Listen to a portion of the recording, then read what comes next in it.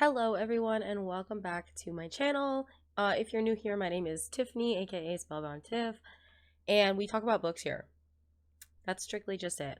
My entire platform, all across the board, is books. I did at some point have a gaming account on TikTok. We don't talk about it. That was a while, that's in my past, okay? It's not. I've been thinking about revamping it, but you know, that's another story. Today, however, we are going to be talking about book tropes, and we're not just going to be talking about it. No. We are going to be rating them. We're going to be putting them in tiers that I have created myself because I am bored. So, we're going to get into it.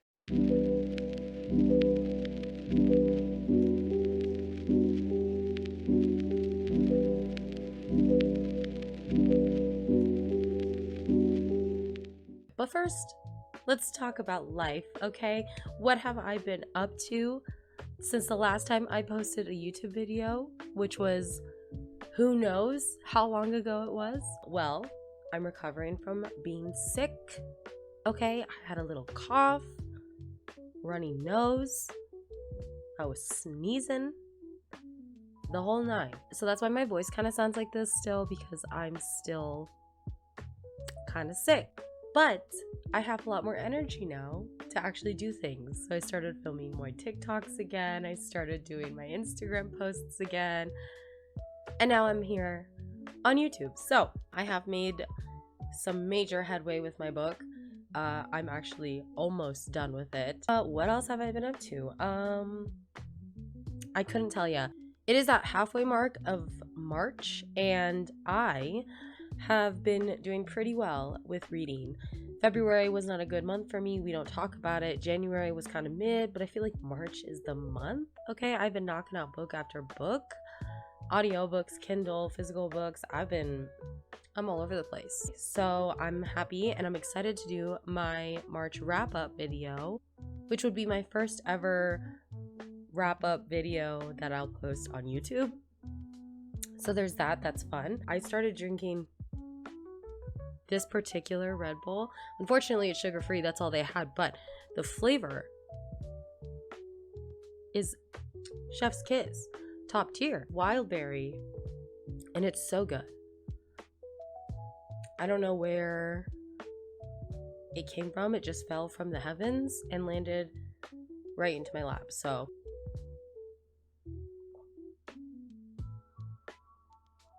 I don't know if you guys know Mariana. Amazing book talker. Love her content. She drinks those other energy drinks that I can't remember the name of, but I'm gonna post a picture of it like right here. And she does that thing where she, like, you know, yeah, I have to put it here because my mic is here, but and then she opens it and drinks it and she has that gulping sound. I love watching her and I love that she does that. So anyways, but here I have the lovely tier that I made. So these are the tiers. Let me just explain to you what the tiers are. So we have God tier. It's self-explanatory. This is like, it doesn't matter what it is, I'm gonna love it. I'm gonna love it. If the trope is in it, I'm gonna love it. That's just it. That's just all there is to it. And then below that we have I'd like it with passion. Okay, this is like, yes, I'm gonna love it. And I'm gonna have a lot of passion about it, but it's not God tier. But I'm gonna love it with my whole chest. Okay, and then we have the mid tier. Obviously it's mid. It's like, it's whatever, you know, it's a hit or miss for me. And then we have the whack tier, because honestly that trope is whack. That trope is whack and I'm not here for it. Okay, and then we have a that's a no for me, ma'am. That's a no for me, ma'am. And I also want to say before we continue that these are all just my opinions. Okay, there is gonna be some tiers in here that is gonna be thrown into a that's a no for me, ma'am, and it'll be like one of my closest friends' favorite tropes. That's fine. I love that for you. It's just a no for me. Okay. So going into the tropes, I have them down listed at the bottom. I only put the tropes that like I've read and like come across, because it wouldn't be fair for me to say I didn't like a trope if I if I didn't read a book with that trope. You know what I mean? And I only thought of like the popular ones. Like there's like niche ones that I like that are like really is specific. And I don't even know if they're considered tropes. I think it's just the type. So I was like, you know, I'm just gonna go with like known tropes. So we're just gonna get into it. We're just gonna go in here with my silly little mouse. Okay, so first we have holiday romance. The holiday romance trope is so weird for me because like I love me like a good like Christmas trope. Like I love the Christmas tropes. I don't know why. Christmas is not even my favorite holiday, but like I'm a fan. And then I'm also a fan of like the like Thanksgiving tropes, like pretty much the Burr holidays, October, November, December.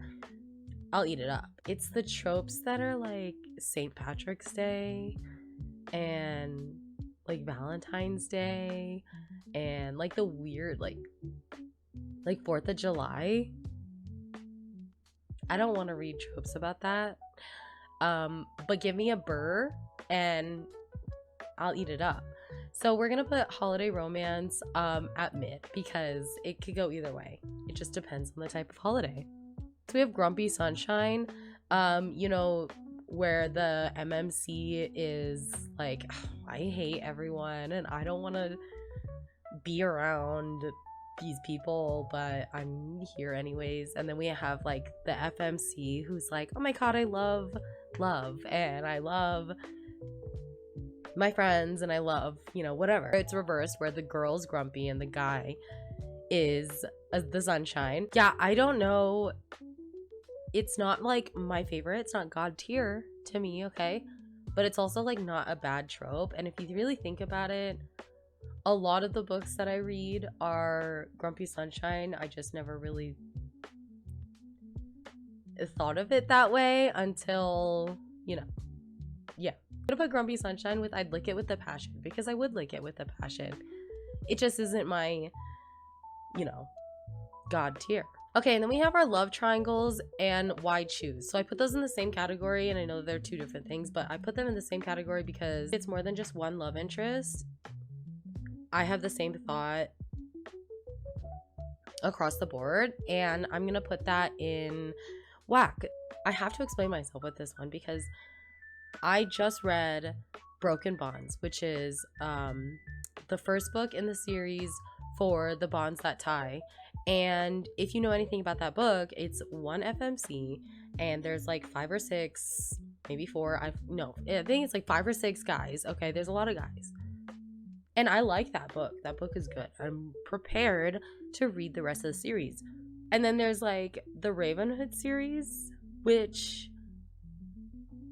amazing. Love the series. I love it so much. And those are love triangles or the why chooses, but anything else outside of those I don't like. Like it's very rare for me to like books like that. So when I liked Broken Bonds, I was shocked. I was like, oh my god, I like this. And when I read the Ravenhood series, I was shocked because I was like, oh my god, that lake scene, hello, you know, it was the whole thing. So I'm just gonna put it at whack because every time I tried to read anything else that was a love triangle or a why choose, I didn't like it. And then we have the Forbidden Love. And I love nothing more than two people that can't have each other, but they have each other. Like, I eat it up. I eat it up. I eat it up. I can't. Like, you mean to tell me that this guy and this girl are yearning for each other, but everything else around them is pulling them apart and they can't be together? God tier. I will consume it with everything I have. That's just it. So the next one that we have is Friends to Lovers. And listen, Friends to Lovers is, I don't know. When I see Friends to Lovers on a list of tropes for a book, it makes me feel nothing. It makes me feel nothing. I don't know what it is. I don't know why. I don't like it. When I told my sister that I didn't like the Friends to Lovers trope, she literally was like, okay, but you liked Bridgerton, right? Like Colin and Penelope, they're friends to lovers. And I was like, actually, I didn't like it. I didn't. I can't. I don't know. It's cute. It's cute. Don't get me wrong, it's cute. But I don't know. It just doesn't do it for me. I feel like sometimes I go out of my way to not read a Friends to Lovers troped book. No shame to the trope, okay? And no shame to the authors that write Friends to Lovers, and no shame to the readers that love Friends to Lovers. I see the appeal. I don't. That's a no for me, ma'am. That's a no for me. But enemies to lovers? And I'm talking about like a true to heart enemies to lovers. Like I want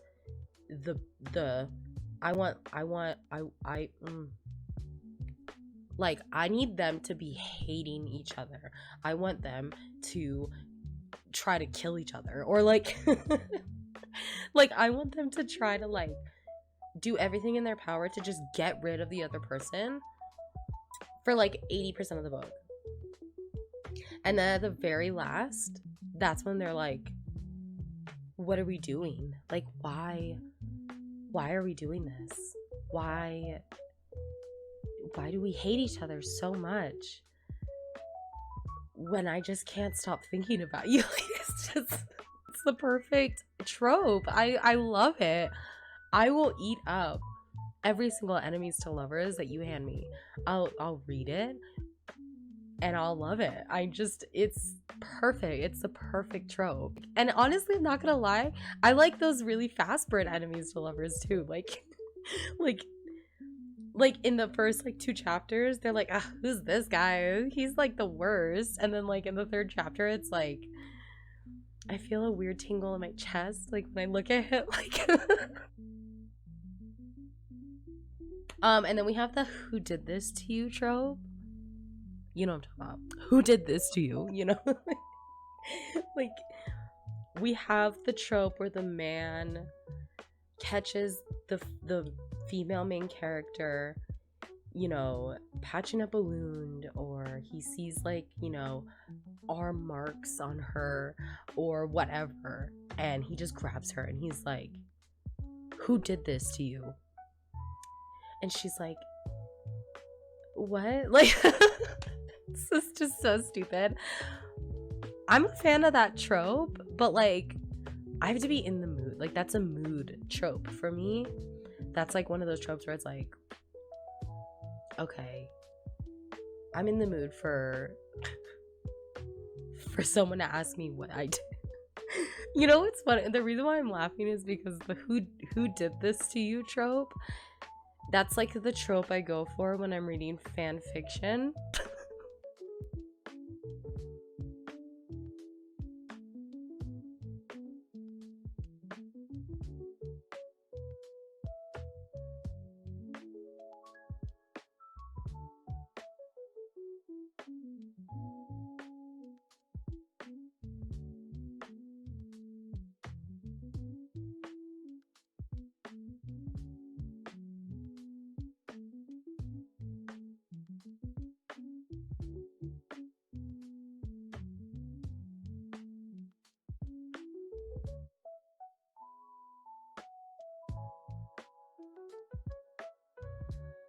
I'm gonna put this at a mid, because the who did this to you trope reminds me of my cringe times, and but it's something that I enjoy. Guilty pleasure. The one bed trope, I feel like forced proximity would fit into this trope as well, but there's a specific like one bed trope that everyone loves. I see videos about it all the time on my TikTok. Just constant, like always like the guy screaming and jump, like Nick from New Girl screaming and jumping, and the caption says when they get to the inn and there's only one bed.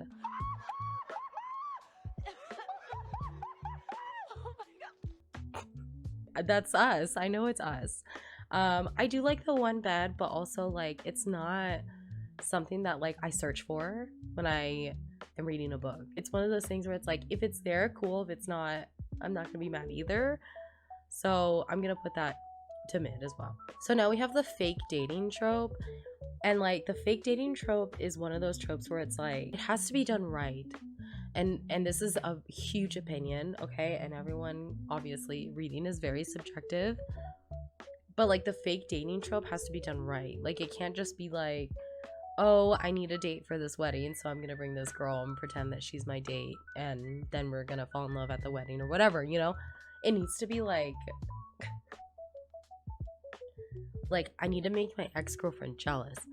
But like who here would piss her off the most? And it's always that one girl that's like secluded, artsy, by herself. You know what I mean? Like that like cringy fake dating trope.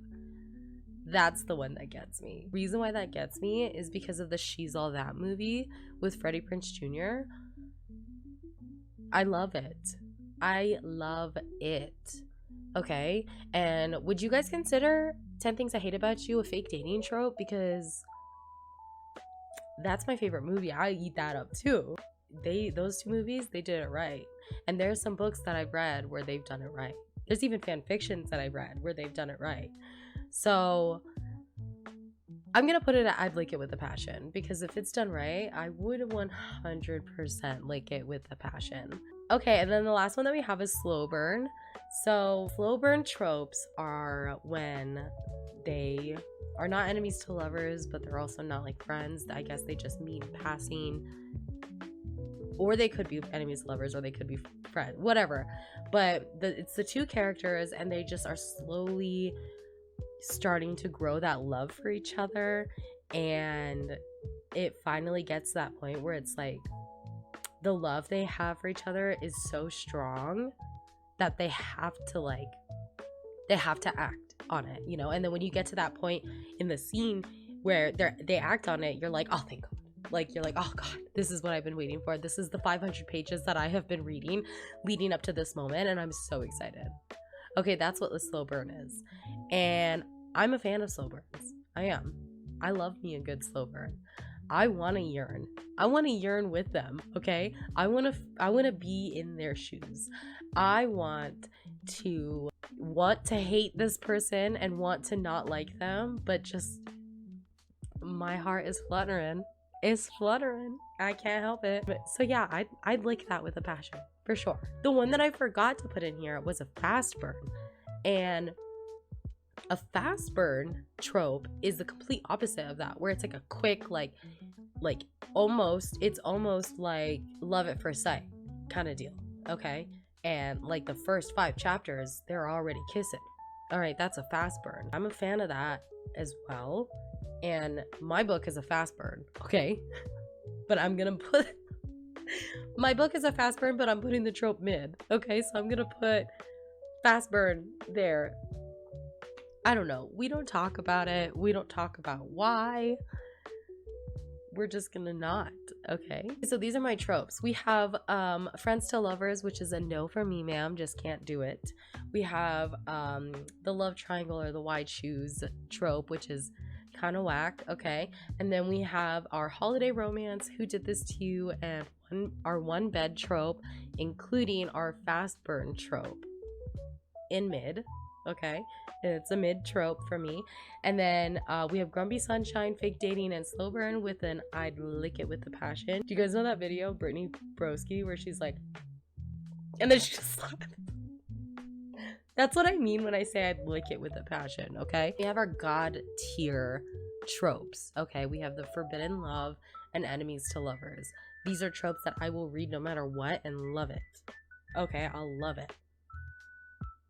Okay, so those are my rankings for tropes. Let me know if you guys want me to do more of the tier rankings. I actually kind of like doing things like this because it helps you guys get to know me a little bit better, but also like they're just fun. And it gets me thinking too, like, do I really like this, or do I really just like that one book? You know what I mean? So thank you guys so much for hanging out with me and listening to me talk about tropes and nonsense and licking things with passion. Okay, so I hope you guys have a lovely rest of your day, and I will see you guys at the end of March.